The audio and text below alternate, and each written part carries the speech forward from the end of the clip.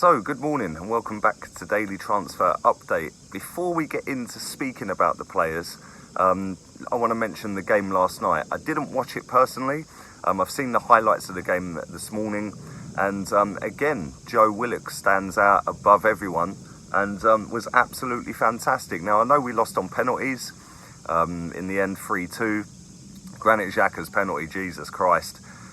You'd normally expect him to rifle that top bins, but nope, not this time. Some good performances though. Obviously, we went down to 10 men after they went down to 10 men. Lacazette scored the penalty. Aubameyang gets the second goal, and everyone's probably thought, well, this is easy. Then obviously Socrates gets sent off. The game spins on its head, and all of a sudden we lose on penalties. But it was a good workout, a good run out, and a good tour of America, if I'm being honest. Obviously, we lost that game on pens. We won the other 3 games that we played out there, scoring loads of goals, and the youngsters done really, really well out there as well. And you know, from all accounts that I've read today and seen today, even Cole Jenkinson played really well last night. He had Hazard in his back pocket at times. So yeah, it was a good run out. Mesut Ozil had 20 minutes where he was pretty decent, and then after that faded from what I've read today. So yeah, anyone who was at the game, leave it in the comments section. Let me know whether it was your first game, most importantly, and if it was, I bet you were absolutely buzzing. And put your man of the match in the comments section as well. It'd be interesting to see who your man of the match is, because obviously you watched it. I didn't. Like I said, I've only seen highlight reels and reports from journos. So yeah, leave all that down in the comments section. One thing I took out of the game was that S.Teov got injured. Now, there's reports going around today. Emery was asked about it as well. Does that mean the Saliba deal is off because S.Teov got injured in the game? Now, I don't think that's the case. Listen, Real Madrid have got so many midfielders. It is unbelievable. I've got a massive hornet chasing me again. I swear, I should not sit here and do these videos. Every day I get these hornets like this come and chase me. But yeah, S.Teov is just one of one of a lot of midfielders they've got at Real Madrid. And I don't think that scuppers any deal for Ceballos. I think that will be done. Hopefully today is the day. Listen, I've been saying this for about, 3 weeks now. And it still hasn't been announced. It still hasn't been official. Now, a report I read about an hour ago suggests that the reason he chose Arsenal over Tottenham is because Tottenham couldn't give him assurances on playing time, which I find mad, unbelievable. I think Eriksen is likely to leave. I think that he is probably going to go in the last 2 weeks, and they can get decent sized fee for him as well. So it surprises me that they can't assure him football. But listen, their loss is our gain. He's a decent player. I think that he's going to slot straight into our team. He's going to be a first team regular because we need a Ramsey replacement. He is exactly that. He is the Ramsey replacement. He can go box to box. He's very technically good as well. I didn't realise, obviously I do watch La Liga, but not as avidly as I used to, but I didn't realise how good he was with both feet. I thought he was more one-footed than that, but clearly not. So yeah, hopefully we're going to get ourselves a top player, and hopefully he can come in and hit the ground running and drag us up the table higher than 5th that we finished last season. Now let's move on to Wilfried Zaha. Roy Hodgson is basically trying to get us to hurry up.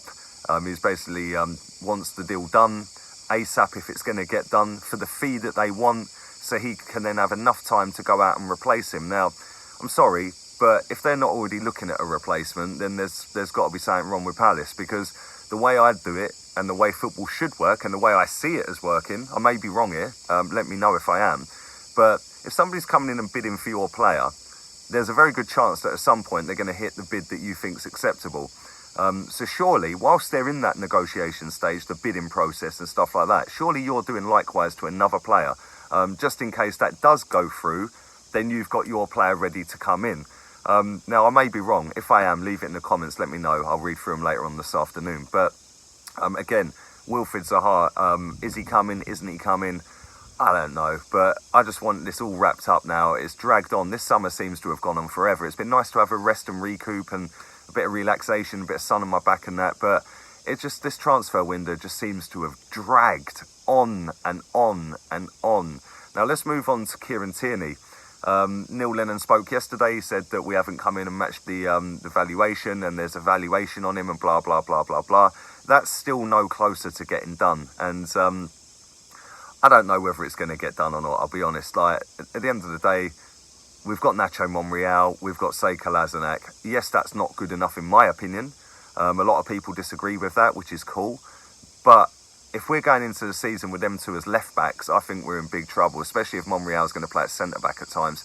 I think we do need a left back, but I don't see it as a massive priority right now. I see more of a centre back as a priority, and we're not linked to any. We're genuinely not linked to a single centre back other than William Saliba, who I'll come on to in a minute as well. But this Kieran Tierney one, very, very reminiscent of the Wilfried Zaha one. It's just dragged on and on and on, and it is getting so boring. Just get it done. Listen, we've got 15 days of this transfer window to go, just over 2 weeks. It's just over 3 weeks until we, or just under 3 weeks till we play our first competitive game in the Premier League. So, we need to get our signings in. But more importantly, I'm more concerned about the ones that are still at the club that have not left. We have got so much dead wood on the books right now, and I think we see some of that, or the guys that watched the game last night would have seen some of that. Granit Xhaka, people are tipping him to be captain, and he can't even pass a ball properly. Like, I know it's only pre-season, and let's not get carried away, but we've seen 3 years of sloppiness, 3 years of sideways and backwards. Joe Willock, from what I see, was absolutely outstanding. Put Joe Willock next to Lucas Torreira for the season, and we're instantly better. Which means get rid of Granit Xhaka. That's not going to happen this summer. Hopefully he goes next summer, but if he does stay, hopefully he has a good season. But if we're going off the last three, it ain't going to be pretty, and we're going to be in the same situation again next summer. And when you've got the likes of Mustafi still on the books, and I know Jenkinson played well last night, but when you've got Jenkinson still on the books, and Mustafi and Monreal and these defenders, Koscielny, which leads me nicely onto Koscielny actually. Unai Emery was asked about him after the game, and he said he's focusing on the players that want to play for the club. He's focusing on the ones that want to go forward. He's not interested in players that don't want to play for the club. They can basically leave, was the short and curlies of it. I haven't got the exact quote on me, but basically he was saying that anyone who doesn't want to be part of the team and stay and fight for the team can basically go, and he don't want them to be part of it. So listen, that's good talk, but now let's get it into action and let's get rid. Get a few quid in for him. Maybe spend that on a centre-back. William Saliba, we'll move on to him. We'll wrap it up with William Saliba. Now, I don't know how true this is, but I see a video going around social media last night that William Saliba was jumping out of a black cab. Not an official black cab, it was a Mercedes, I think, all jet black, tinted windows, the lot. And that's pretty much the taxi service that Arsenal use. It's a private taxi company that they use, like a security firm and stuff like that. They have people follow him around as well, and it looked like he was in Harley Street. I may be wrong, but it was very, very similar looking guy jumped out of a black tinted out Mercedes with a couple of people behind him and around him, and whoever filmed it, well done. But is it actually William Saliba? Personally, I think that deal will be done this week. Ceballos deal, I think too. I think both of them will be done by the end of the week. I'm pretty convinced of that. If they're not, then what's the hold up? Seriously, one of them's going back to St. Etienne and one of them's a loan deal. So I don't get what the hold up is with either of these two deals. Saliba's no way not passing a medical. Ceballos, he's not passing a medical as well. So I don't get the hold up. I just don't get it. Maybe Real Madrid and St. Etienne have got something to do with that, and they've said no, don't announce it until X, Y, or Z day. But come on, man, seriously, 15 days of the transfer window left, and we've signed a £6 million Brazilian from Division 4 in Brazil. And I know he's done pretty well since he's come in. He scored on his first game for us, but it's not exactly filling anyone with confidence going into this new season, is it? But there we go. Anyway, I'll be back with my live stream at 5 o'clock. Let me know if you're getting frustrated with this transfer window. Leave that in the comments. Let me know also whether you were at the game last night, if you was, or whether you watched the game. Not just whether you were at the game, whether you watched the game. Leave the man of the match in the comments section. And when I get a little chance later on this afternoon, I'll try and find some extended highlights and see if I can watch a bit more of the game. But yeah, I'll be back at 5. Subscribe, like and share. Laters, peeps.